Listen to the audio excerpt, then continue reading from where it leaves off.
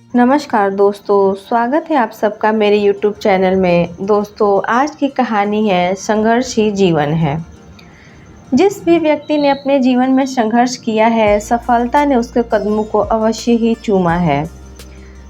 जो मुस्कुरा रहा है उसे दर्द ने पाला होगा, जो चल रहा है उसके पाँव में छाला होगा।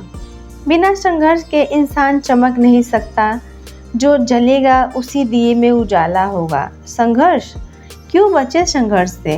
संघर्ष ही तो जीवन की आत्मा है। जितना कठिन संघर्ष होगा उतनी ही शानदार जीत भी होगी। दोस्तों, एक बार एक किसान भगवान से बहुत ही नाराज हो गया। किसान बहुत मेहनती था, बहुत मेहनत से वह खेतों में अनाज उगाता, उसकी देखभाल करता, पर उसकी फसल अक्सर खराब हो जाती। कभी सूखा पड़ जाता, कभी बाढ़ भी आ जाती, कभी तेज आंधी, कभी तेज धूप। कोई ना कोई कारण बन ही जाता जिससे उसकी फसल खराब हो जाती।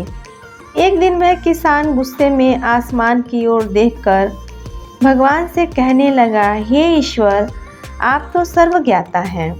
मानते हैं कि आप सब जानते हैं, कहते हैं कि आपकी इच्छा के बिना एक भी पत्ता नहीं हिलता, पर मुझे तो लगता है कि आप छोटी सी छोटी बात भी नहीं जानते। आप तो ये भी नहीं जानते कि खेती बाड़ी कैसे करते हैं। अगर आप जानते होते तो जो हर समय बाढ़, आंधी और धूप, तूफान आदि आते हैं वो कभी नहीं आते। आप नहीं जानते कि कितना नुकसान उठाना पड़ता है हम किसानों को। यदि आप मेरे हाथ में यह शक्ति दे दें कि जैसा मैं चाहूँ वैसा मौसम कर दूँ, फिर आप देखना मैं अन्न के भंडार लगा दूँगा। भगवान इस किसान के तीखे वाक्य सुनकर मुस्कुरा रहे थे। वह किसान के सामने प्रकट होकर बोले, मैं आज से तुम्हें यह शक्ति देता हूँ कि तुम अपने खेतों पर तुम्हारी जैसी इच्छा हो वैसा मौसम कर दोगे। मैं बिल्कुल भी दखल नहीं दूँगा, तुम्हारी इच्छा से सब कुछ होगा। किसान बहुत खुश हो गया। किसान ने गेहूं की फसल अपने खेतों में बोई। जब उसे लगा कि खेतों को धूप चाहिए तो वह खेतों में धूप खिला देता। जब पानी बरसना चाहिए तो वह पानी की बारिश कर देता। आंधी, तूफान, बाढ़ कुछ भी उसने अपने खेतों पर नहीं आने दिया। किसान के खेत में इस वर्ष ऐसी फसल हुई जैसे कभी हुई ही नहीं थी। हरी भरी लहलहाती फसल। मन ही मन वह बहुत खुश हो गया और सोचने लगा, अब सबूत के साथ दिखाऊंगा भगवान को, इसे कहते हैं शक्ति, और शक्ति का सही उपयोग कैसे करते हैं। मेरी सफलता देखकर उन्हें अपने नियम जरूर बदलने पड़ेंगे। कुछ दिन गुजर गए, फसल काटने को तैयार हो गई। जैसे ही उसकी नज़र गेहूं की बालियों पर गई, उसने अपना सिर पीट लिया और रोने और चिल्लाने लगा। गेहूं की एक बाली के भी अंदर दाना नहीं था, सारी बालियां अंदर से खाली थीं। किसान बहुत दुखी हो गया। उसने भगवान को रोते हुए फिर पुकारा, हे प्रभु, तुमने मेरे साथ ये क्या किया? क्या तुमने मुझे कोई सज़ा दी है? भगवान बोले, पुत्र, ये तो होना ही था। तुमने पौधे को संघर्ष करने का मौका ही कहाँ दिया?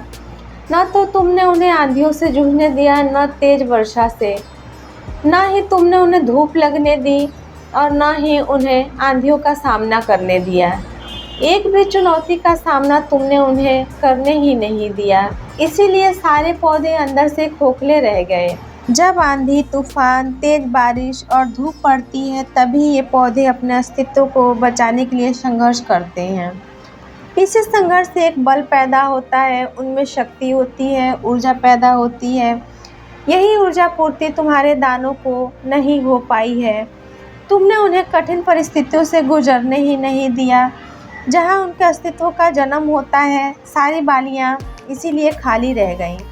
इनमें एक भी गेहूं का दाना इसीलिए नहीं पनप पाया क्योंकि तुमने अपने पौधों को संघर्ष ही नहीं करने दिया। याद रखिए, स्वर्ण में स्वर्णीय आभात तभी आती है जब आप आग में तपने, गलने और हथौड़े से पीटने जैसे संघर्षों से गुजरता है। कोयले का टुकड़ा हीरा तभी बनता है जब वह उच्च ताप और उच्च दाब की मुश्किल परिस्थितियों से गुजरता है।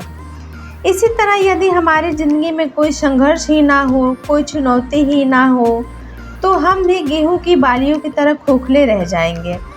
हमारा भी कोई अस्तित्व नहीं रह जाएगा। विपरीत परिस्थितियाँ, चुनौतियाँ, समस्याएं हमें और अधिक निखारती हैं। यदि जीवन में कठिन परिस्थितियाँ और चुनौतियाँ आए तो घबराना नहीं चाहिए, बल्कि उसका सामना करना चाहिए। विश्वास करना चाहिए, आप और अधिक पहले से निखर जाएंगे और अधिक मजबूत बन जाएंगे। किसी ने कितना सही कहा है, जिंदगी जीना आसान नहीं होता, बिना संघर्ष के कोई महान नहीं होता। जब तक ना पड़े हथौड़े की चोट, तब तक पत्थर भी भगवान नहीं होता। दोस्तों, उम्मीद करती हूँ मेरी आज की वीडियो आप सबको अवश्य ही पसंद आई होगी। दोस्तों, आप सब मेरे चैनल को लाइक, शेयर और सब्सक्राइब कर दें और साथ में बेल आइकन प्रेस कर दें, ताकि मैं कोई भी वीडियो अपलोड करूँ तो आप सबको इसकी जानकारी हो जाए। अपना कीमती समय देने के लिए दिल से शुक्रिया। Thanks for watching.